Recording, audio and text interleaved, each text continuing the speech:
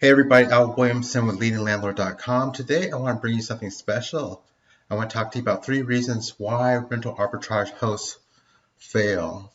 Now, it's not a pandemic. I travel around speaking to people about rental arbitrage and corporate housing. And when I do, I stay at different Airbnbs, sometimes 1 or 2 times each month. So I get to see a lot of things, and these are 3 of the biggest problems I see, and I want to share them with you so that you can avoid them, okay?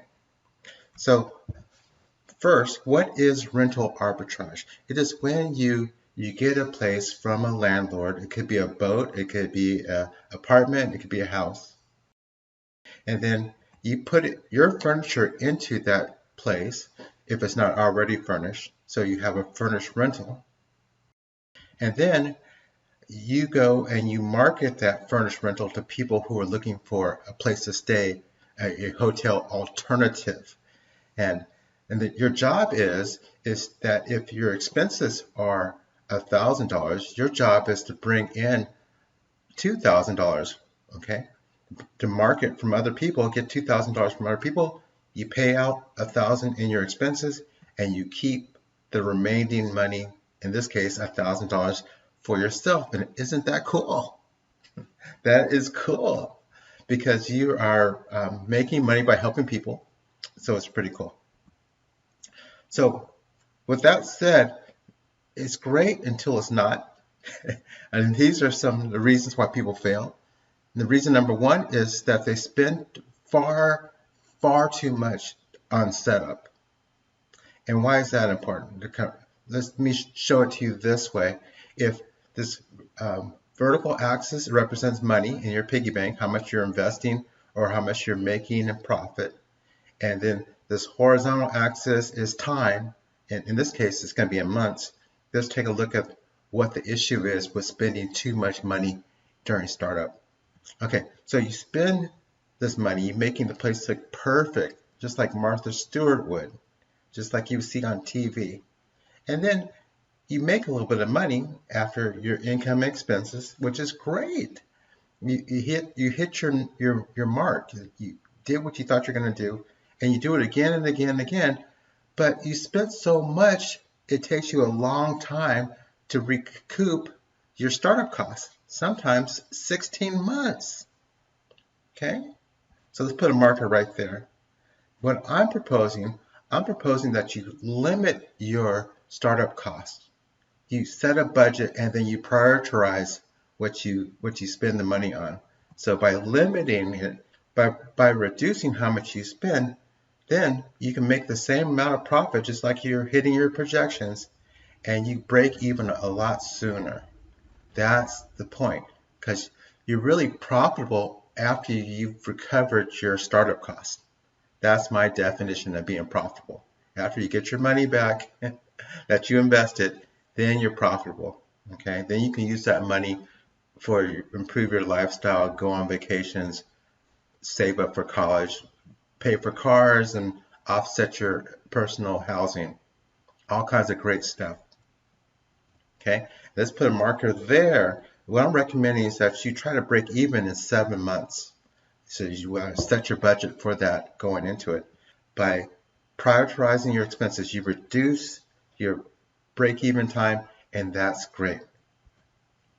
So prioritize your startup budget, and you'll be a lot more successful.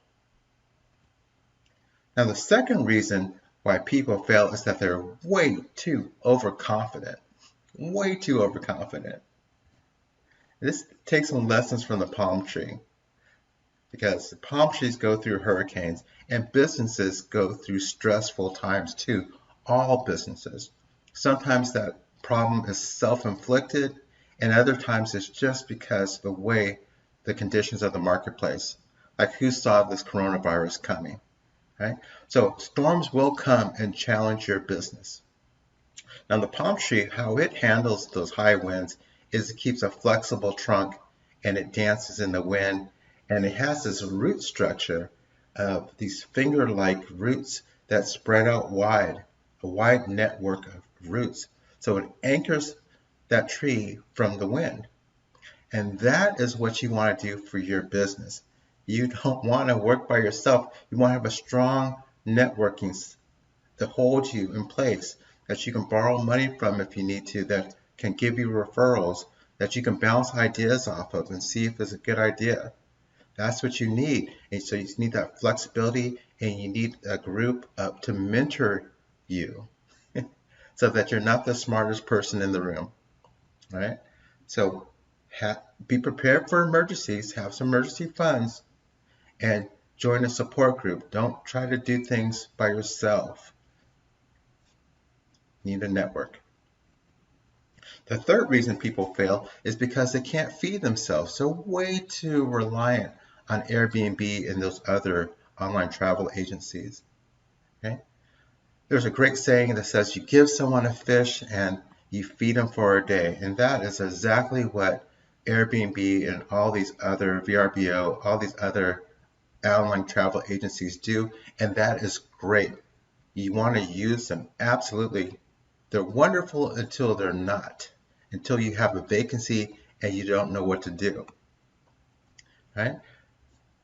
The other part of the saying is teach someone how to fish and you feed them for a lifetime. And that's what I'm in the business of doing without apology. I teach people how to market for themselves so they can get direct bookings. So they're not waiting for someone to ask you to dance. You're not waiting for Airbnb to send you somebody to fill your vacancy. This is my marketing plan, my marketing funnel. I use all these different strategies, and yes, I do use online travel agencies too, but I prefer direct bookings. I prefer to be found from people looking on Google to find me, or referrals from Facebook or other things, calling me directly, and then I take them through my intake process. This is how I avoid vacancies. I'm doing these preventative things to avoid vacancies. Okay? And that's what I teach people too as well. So the thing is, learn how to feed yourself. You can't be reliant on someone else to feed your business. So there it is, all together, 3 ways that you can be successful is you limit your startup expenses, you grow some strong roots, don't try to be overconfident by yourself, and learn how to get direct bookings. Now, I hope that helps you out. If you're interested in learning more ways on how to increase your net income and reduce your expenses, all you need to do is subscribe.